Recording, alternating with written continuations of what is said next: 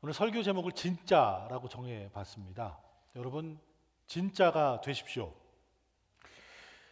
이 사람들은 누구나 순수한 원래의 것, 진짜를 좋아합니다. 특별히 우리 한국 사람들은 진짜 참 좋아하죠.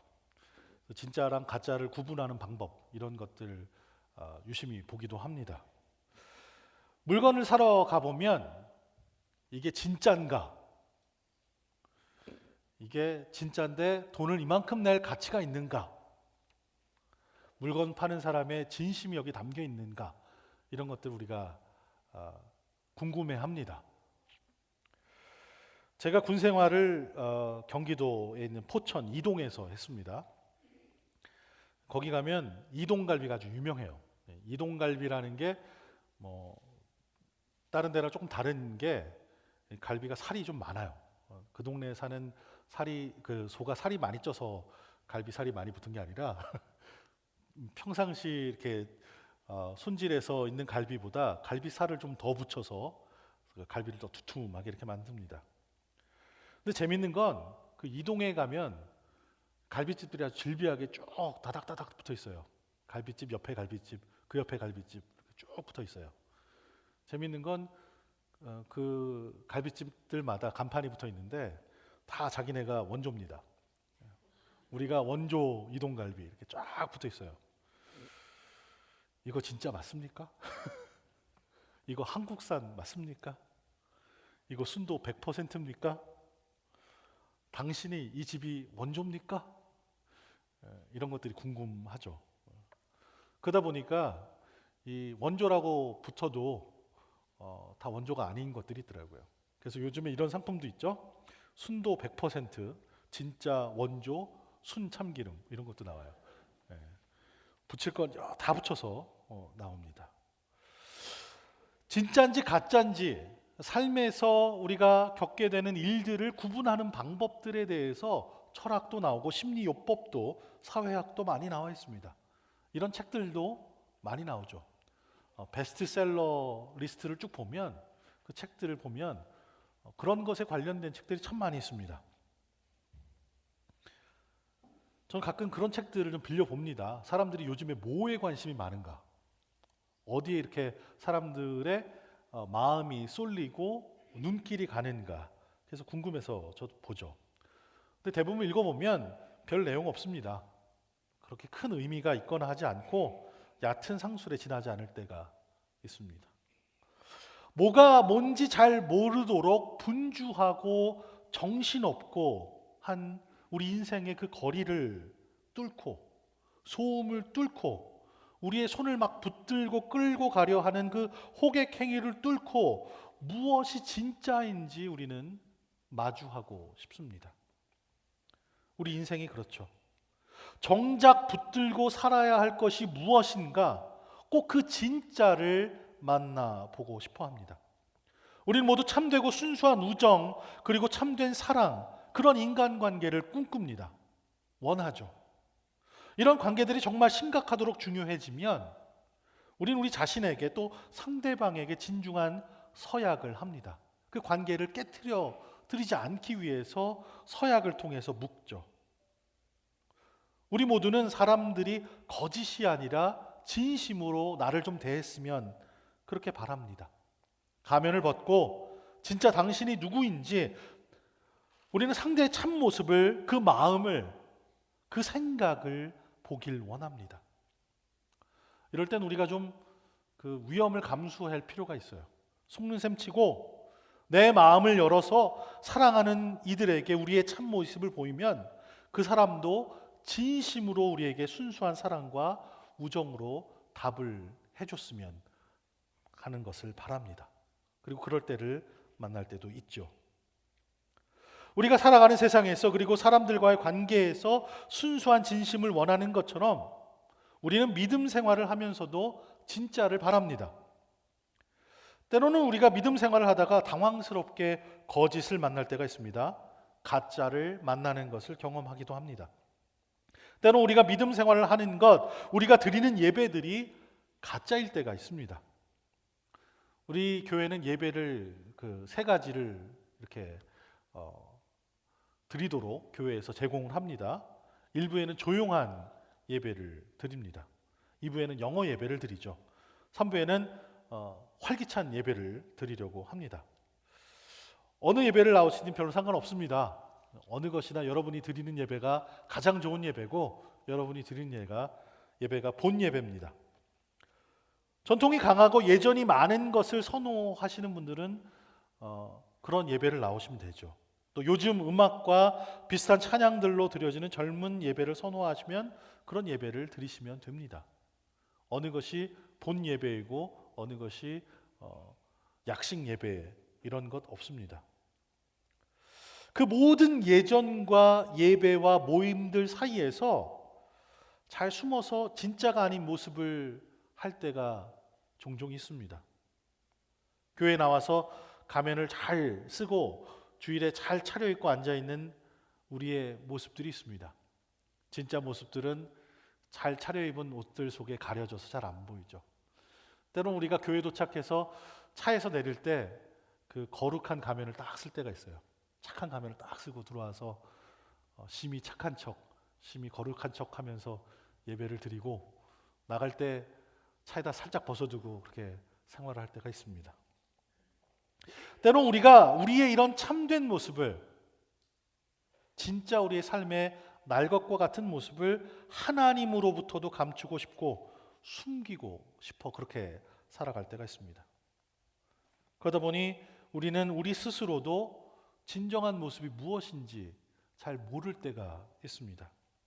스스로 무엇이 진짜였는지 헷갈릴 때가 있죠. 요즘은 세상이 교회를 걱정하는 그런 시대가 되어버렸습니다.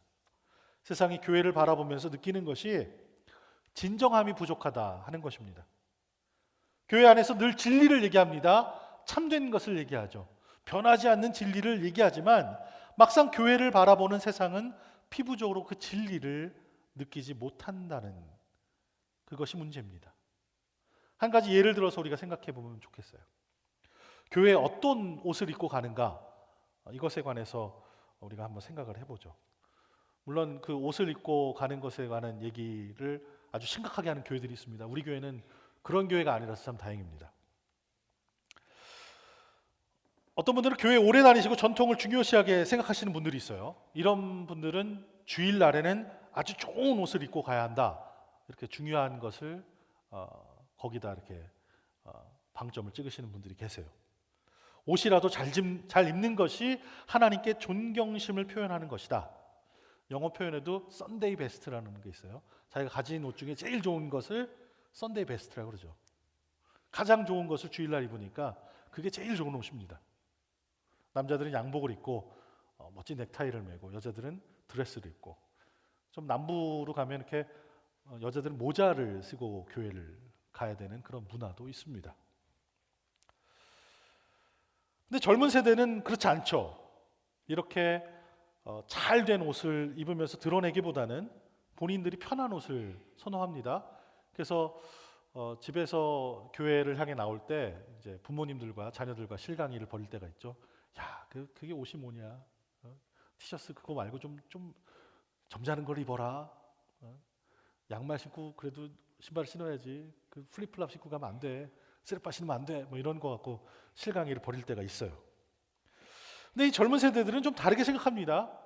예수님을 우리의 진짜 좋은 친구라고 고백을 한다면 예수님을 만나러 가는 길에 우리는 제일 친한 친구 집에 놀러 가듯이 몸과 마음이 편한 채로 가야 된다.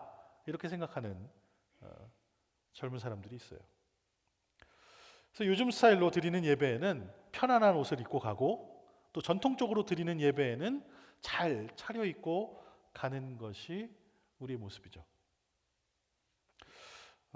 그런데요, 그런 속 의미를 잘 기억하고 우리가 정말 그렇게 차려입고 또 편하게 입고 하는 그 모든 것이 믿음으로 고백하는 것이라면 괜찮죠. 근데 그런 게 아니라 예배를 가는 다른 사람들도 그렇게 하니 나도 그렇게 해야지 하는 것은 좀 다릅니다. 그러니 아무리 비싸고 고급진 옷을 입는다고 해도 하나님을 위한 마음이 그렇지 못하다면 진심이 담긴 옷차림이 아닌 것이죠. 또 아무리 편한 옷을 입고 교회에 예수님을 진짜 친한 친구로 만난다고 나온 것처럼 보여도 예수님과 그렇게 별로 친한 생활을 하지 않으면 그것도 믿음의 고백이 아닌 것입니다. 그러니 진짜가 되시기 바랍니다. 사도 바울이 골로새 교인들을 향해서 이야기하는 것도 바로 진짜가 되라는 것입니다. 이 편지를 쓴 이후 오랜 시간이 지나고 세월이 변했지만 별로 사람들에게는 달라진 것이 없어 보입니다. 당시와 마찬가지로 수많은 사람들이 자신의 생각을 또 철학으로 심리요법으로 포장해서 오늘날 내놓고 있죠. 1세기에는 천사가 아주 인기였습니다. 천사를 만나서 특별한 그 메시지를 들은 사람들이 있었어요. 그래서 이 사람들은 지난밤에 천사가 나를 찾아와서 특별한 비밀을 알려주었다, 이런 얘기들을 했습니다. 이 비밀을 알고 싶으면 이러이러한 방법으로 예식을 함께 거하면 나도 당신들과 그 신비를 나눠줄 수 있다 하는 말로 거래를 하는 사람들이 있었습니다. 신비한 종교들이 참 많았죠. 또 다른 어떤 사람들은 모든 것들을 설명할 수 있는 비밀의 지식을 자기가 가지고 있다, 이렇게 주장을 했습니다. 충분히 지혜로운 사람들, 아주 충분히 똑똑한 사람들만이 이해할 수 있고 이 지식을 꼭 붙들어야지만 구원을 받을 수 있다. 우리 따로 공부하자, 따로 어떤 모임을 갖자 하는 사람들이 있었습니다. 이런 절기와 또 이런 전통을 이런 방법으로 저런 방법으로 지켜야 한다, 이렇게 해야지만 제대로 예배를 드리는 것이다, 이렇게 가리키는 사람들이 있었습니다.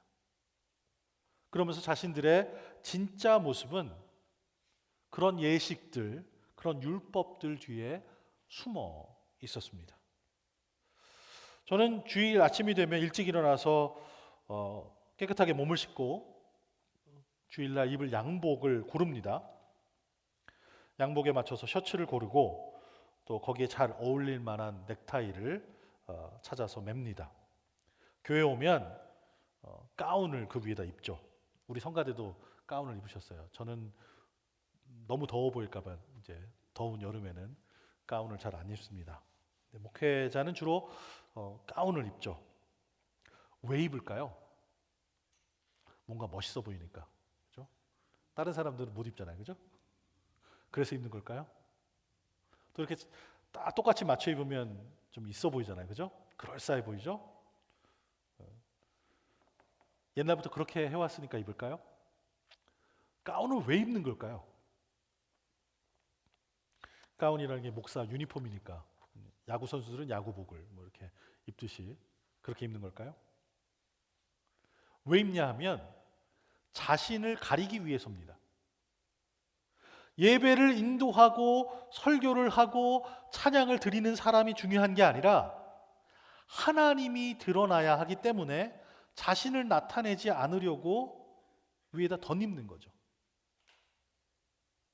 사도 바울 당시의 그리스도인의 예전과 예식과 종교 행위는 나무랄 데 없이 아주 훌륭했습니다. 아주 완벽했습니다. 겉으로 잘했죠. 제사장들 가운 이쁘게 입었죠. 12지파를 섬기면서 그들로 예배를 하게 했으니 12지파를 나타내는 돌들도 이렇게 붙였습니다. 12개 보석들이었죠. 근데 이게 점점 커집니다. 제사장들도 급수가 있으니까 높이 올라가면 올라갈수록 이 보석들도 커집니다. 여기저기 달려있는 술도 점점 화려해지고 금도 섞고 은도 섞습니다. 사도 바울은 이것이 거짓이다, 이렇게 말합니다. 어느 날의 절기를 지키고 몇 시에 예배를 드리는가로 평가하고 심판하지 말라는 것이죠. 그렇게 심판을 받는다고 거기에 마음을 쓰지 말라는 겁니다. 거짓 겸손과 거짓 예배를 드리는 자들에 대해 걱정하지 말라는 메시지입니다. 그들은 정말 진짜와 너무나도 동떨어져 버린 사람들이기 때문입니다. 사도 바울은 골로새 교인들에게 이제 정신을 차리고 진짜가 되라고 얘기합니다. 왜냐하면 예수 그리스도께서 진짜시기 때문입니다.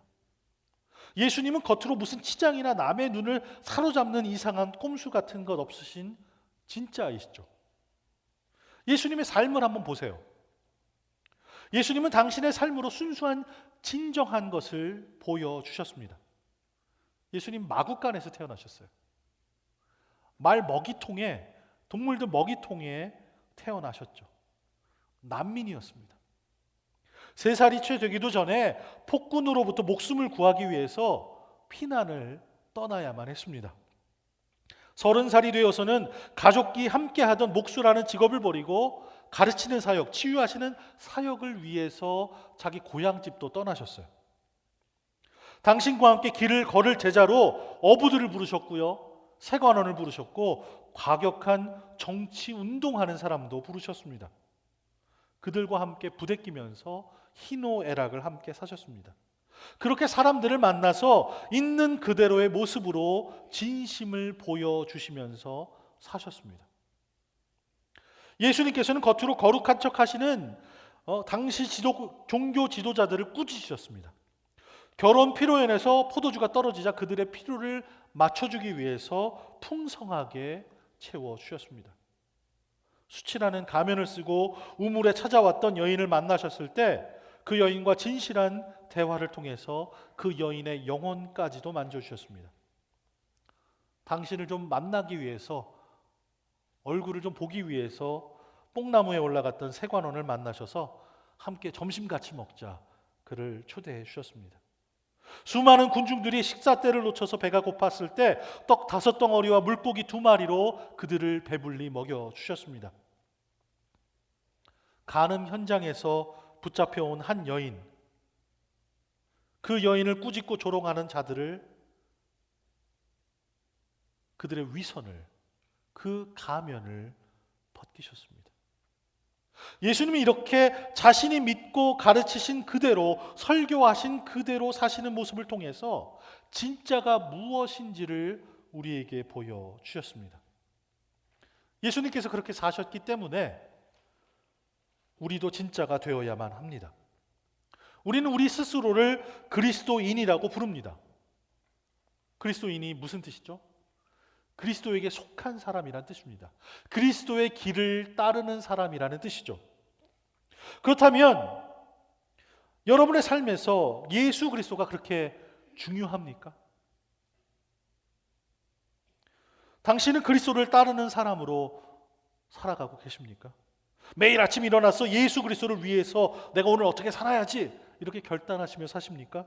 예수 그리스도를 위해서 밥 먹고, 예수 그리스도를 위해서 일하고, 예수 그리스도를 위해서 땀을 흘리고, 예수 그리스도를 위해서 물질을 모으고, 예수 그리스도를 위해서 그것을 아끼고 저축하고, 예수 그리스도를 위해서 그것을 기꺼이 드리면서 사십니까? 가정생활도, 부부생활도, 사회생활도 다 그리스도 예수를 위해서 하고 계십니까? 여러분이 살아 숨쉬는 모든 순간을 예수를 그리스도로 섬기는 일을 위해서 드리십니까? 그리스도인이 되는 것은 예배를 잘 드리고 전통을 잘 지키는 것에 있지 않습니다. 주일을 늦지 않고 교회에 꼬박꼬박 나오는 것으로 되는 것도 아닙니다. 성경을 열심히 읽어서 많은 구절을 암송하고 잘 이해하는 것으로 되는 것이 아니죠. 그 모든 것이 다 의미가 있기는 합니다. 사도 바울이 그렇게 얘기를 했죠.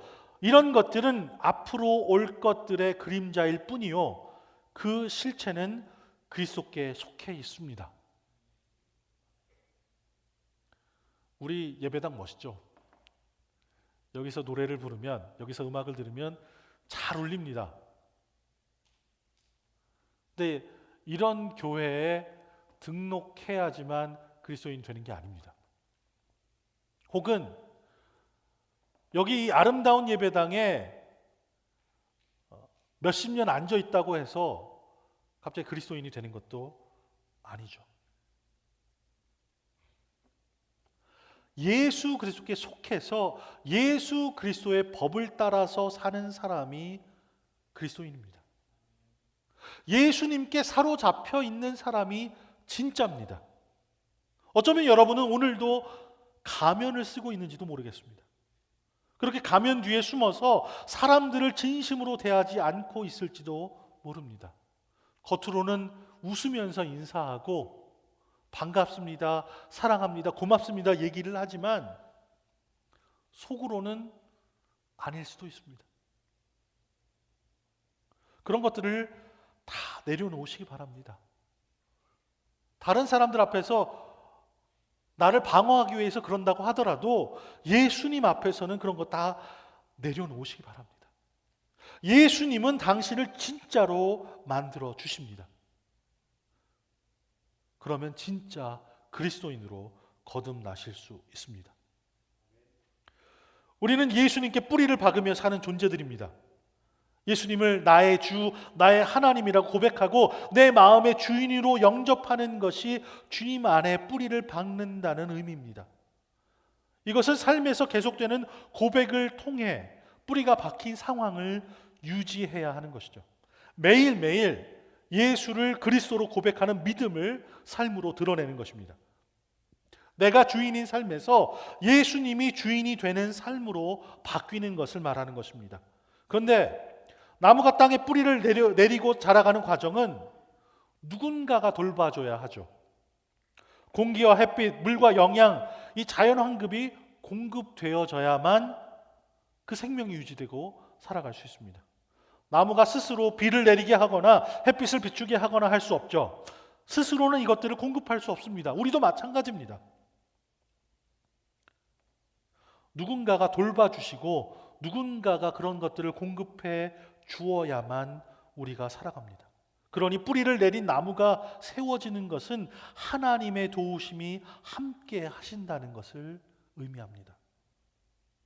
예수 그리스도께 뿌리를 내린 우리는 주님 안에서 계속 세워져 갑니다. 주님이 오시는 그날까지 예수 그리스도의 장성한 분량까지 자라갑니다. 예수 그리스도를 닮아가는 것이죠. 예수님을 매일매일 만나고 예수님과 매일매일 많은 시간을 보내면 나도 모르게 예수님의 성품이, 예수님의 꿈이 우리 삶의 일부분이 됩니다. 그렇게 예수 그리스도를 닮은 사람들은 생각도 말도 행동도 예수님의 것이 묻어나옵니다. 진심으로 사람들을 대하고 그들을 있는 모습 그대로 보듬어 안아줍니다. 용서하고 용서하고 또 용서합니다. 사랑하고 또 사랑합니다. 예수님도 고난을 참으심으로 약속의 영광에 이르셨던 것처럼 인내의 예수님 안에 우리가 뿌리를 박았으니 우리 또한 예수님께서 도우셔서 우리로 인내케 하시고 열매를 맺게 해 주실 것입니다. 우리를 구하시려 하나님의 형상이신 눈에 보이지 않으시는 그런 하나님께서 그 예수님 몸으로 이 땅에 육체로 오셔서 우리를 위해서 십자가에 죽으시고 부활해 주셨습니다. 그래서 우리의 주인인 그리스도가 되셨습니다. 우리는 내가 주인 되어서 예수님을 믿지 않고 내 마음대로 주인 되며 살았던 이전의 죄를 회개하고 이제는 주인이신 그리스도를, 예수를 내 마음에, 내 인생의 주인으로 영접해서 그분께 뿌리 내리며 살아가는 은혜를 입게 되었습니다. 우리와 늘 함께 하시는 참 포도나무 되시는 예수님께서 당신의 사랑과 인내로 우리를 세우십니다. 그리고 굳게 서 있게 해 주십니다. 그리고 날마다 순간순간 우리로 조금씩 더 거룩하게 자라나게 하십니다. 그러니 이 모든 것에 우리가 할 일은 오로지 감사밖에 없습니다. 하지만 여전히 우리는 장성한 분량까지 자라지 못해서 아직 가끔씩 이 땅의 가치관을 더 붙잡을 때가 있습니다. 믿음의 공동체에서도 나 혼자 조금 더 거룩한 모습으로 드러나 보이려는 노력을 가지고 있습니다. 그래서 진짜가 아닌 가면을 쓰고 이 땅에 가치관을 붙듭니다. 이 땅의 가치관이라는 것들은 어둠이기 때문에 허망되고 조금 있으면 다 없어지고 결국은 사망으로 가는 것들인데 그런 것에 아주 큰 가치를 매기고 화려한 것들을 가치를 매기면서 우리의 눈길을 빼앗기고 마음을 빼앗기면서 살아갑니다. 교회라는 울타리 안에서도 누가 더 높은지, 누가 더 강한지, 누가 더 많이 가졌는지를 가늠하는 세상의 잣대를 사용하죠. 참 희한한 것은 생면부지, 한 번도 만나보지 못한 사람의 죄는 쉽게 용서를 합니다. 근데 이렇게 교회 울타리 안에서 매일매일 마주하는 그리스도 안에서 형제 자매된 사람들은 눈에 흙이 들어와도 용서가 안 될 때가 있어요. 아직 우리가 덜 돼서 그래요. 크리스마스 때가 되면 자동차 뒤에 이런 스티커를 붙이고 다니는 분들이 있습니다. Put Christ back in Christmas. 크리스마스에 다시 그리스도를 심자. 이렇게 번역을 할 수 있겠습니다. 크리스마스에는 예수 그리스도를 생각하면서 크리스마스의 참된 의미를 다시 새기자. 이런 뜻입니다. 근데 그 말을 저는 이렇게 좀 바꿔보고 싶습니다. Put Christ back in Christians. 그리스도인에게 다시 그리스도를 심자. 교회 울타리를 밟고 다니고 주일을 성수하고 11조를 빼먹지 않고 드리고 날마다 생명의 삶을 구독하지만 그리스도의 향기가 나지 않는 그리스도인들이 너무나도 많습니다. 그냥 주일이 되면 교회 나가서 예배 드리는 것이 하루 세끼 밥을 먹듯 하는 일상인 것처럼 어쩌면 오늘 그렇게 살아가는 우리의 모습이 그런 이름뿐인 그리스도인의 모습이 아닐까 합니다. 교회에 등록돼 있고 그러면 나는 크리스찬이야, 그리스도인이야 그렇게 살아가는 거는요, 저기 코스코 가서 돈 내고 멤버십 사는 거랑 똑같아요. 별로 다를 게 없어요. 예수님께서 우리를 위해서 죽으심으로 우리가 하나님의 것이 됐는데, 그것이 회복이 됐는데 그것을 싸구려로 취급하는 거죠. 여러분, 진짜가 되십시오. 예수 그리스도를 위해서 진짜가 되십시오. 예수를 위해서 살고, 예수를 위해서 숨쉬고, 예수를 위해서 밥 먹고, 예수를 위해서 노래를 부르고, 예수를 위해서 일하고, 예수를 위해서 가족들을 돌보고, 예수를 위해서 이웃과 사귀고, 예수를 위해서 정직하고, 예수를 위해서 저축하고, 예수를 위해서 운동하고, 예수를 위해서 감사하고, 예수를 위해서 용서하고, 예수를 위해서 이 세상을 품는다면 우리의 삶은 예수 그리스도의 향기로 가득하게 될 것입니다.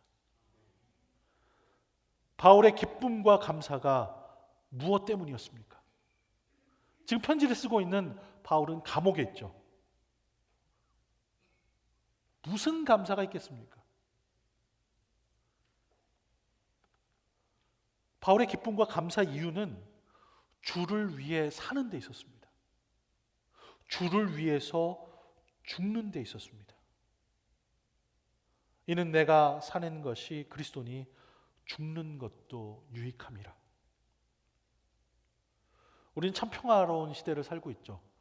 우리가 예수 믿는다고 우리를 잡아가거나 우리를 죽이거나 하지 않죠.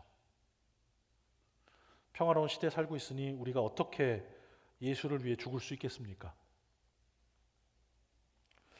하지만 우리가 비록 순교하지는 못해도 침대에서 편안하게 죽는다 할지라도 주를 위해서 죽을 수 있습니다. 주를 위해서 기도하다가 죽는다면, 주의 교회를 위해서 봉사하다가 죽는다면, 주를 위해서 마지막까지 자신을 드리다가 그렇게 살다가 죽는다면 주를 위해서 죽는 것입니다. 우리가 사랑하는 사람을 위해서 무엇을 할 수 있다는 것, 그것은 행복한 일입니다. 우리가 누군가를 죽도록 사랑할 수 있다면 그것 자체가 얼마나 행복한 일입니까? 우리가 사랑하는 사람을 위해서, 사랑하는 주님을 위해서 살 수 있다는 것이 얼마나 행복한 일입니까? 우리가 사랑하는 주님을 위해서 죽을 수 있다는 것이 얼마나 행복한 일입니까? 여러분 모두 사랑하는 예수님을 위해 살기 바랍니다. 예수 그리스도를 위해 사는 것이 진짜입니다. 오늘날 우리가 마주한 교회 위기는 그리스도인이 성경을 몰라서가 아닙니다. 그리스도인이 교리를 몰라서가 아닙니다. 그리스도인이 신학을 이해하지 못해서가 아닙니다. 예수를 닮아서 예수의 모습을 드러내며 살아가는 그리스도인이 보이지 않아서 문제입니다. 여러분, 진짜가 되십시오. 예수 그리스도를 위해서 진짜로 살아가십시오. 함께 머리 숙여 기도합니다.